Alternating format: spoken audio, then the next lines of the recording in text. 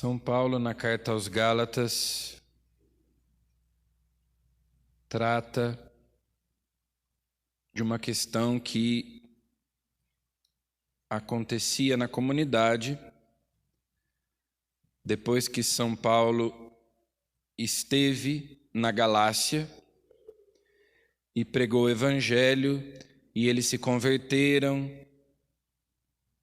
receberam os sacramentos. São Paulo, como era seu costume, foi pregar o Evangelho em outros lugares. E depois que São Paulo foi embora, vieram os chamados judaizantes, os que às vezes são descritos como sendo do partido de Tiago, que diziam para aqueles cristãos vindos do paganismo que para se salvarem eles precisavam observar os preceitos da lei de Moisés.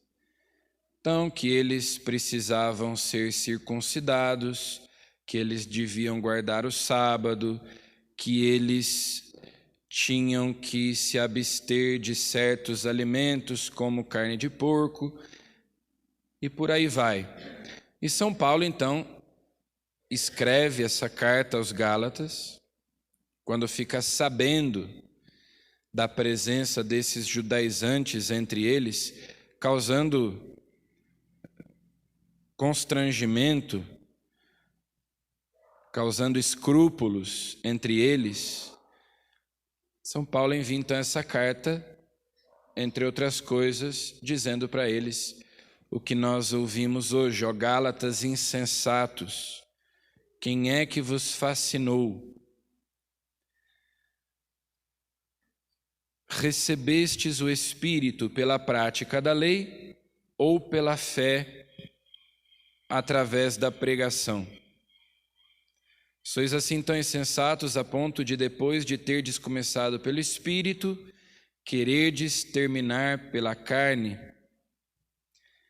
Então, São Paulo aqui nesta carta, assim como em outras cartas, a carta aos Romanos, por exemplo, que é mais ou menos parecida com a carta aos Gálatas, mais desenvolvida, né? Se diz que a carta aos Romanos é a carta gêmea da carta aos Gálatas, porque São Paulo escreve a carta aos Gálatas para responder àquele problema que estava acontecendo ali, mas depois ele desenvolve mais as mesmas ideias na carta aos Romanos.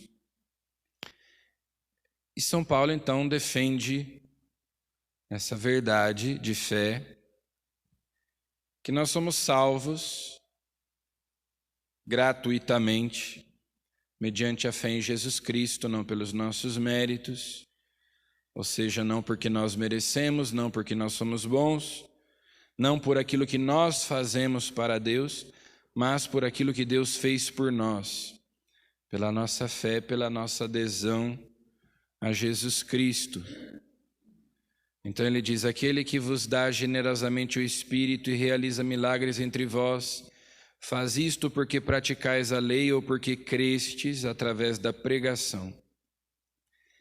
E então São Paulo ensina que muitas dessas instituições do Antigo Testamento eram provisórias, correspondiam a uma etapa da história da salvação, e que agora nós vivemos numa nova aliança, num novo testamento, e essas leis, essas instituições estão ultrapassadas, né? Que não é preciso mais observar esses preceitos, apenas o decálogo, apenas os 10 mandamentos, o coração da lei, que são prescrições morais, básicas, fundamentais, que devem ser uma expressão da nossa fé em Jesus Cristo, a fé que orienta o nosso comportamento, as nossas atitudes morais.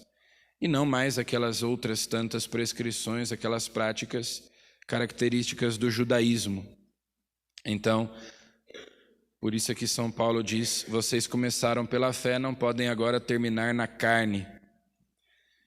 É pela fé em Jesus Cristo que nós somos salvos. A salvação é dom gratuito de Deus, é Ele quem nos salva. E nós que ontem ouvimos no Evangelho Jesus ensinando a oração do Pai Nosso, agora Ele continua dando aos discípulos um ensinamento a respeito da oração. Se vós que sois maus, sabeis dar coisas boas aos vossos filhos, quanto mais o vosso Pai do céu dará o Espírito Santo aos que o pedirem. Então Jesus nos ensina a pedir para recebermos, a procurarmos para encontrarmos, a batermos para que a porta se abra. Jesus nos incentiva a sermos insistentes,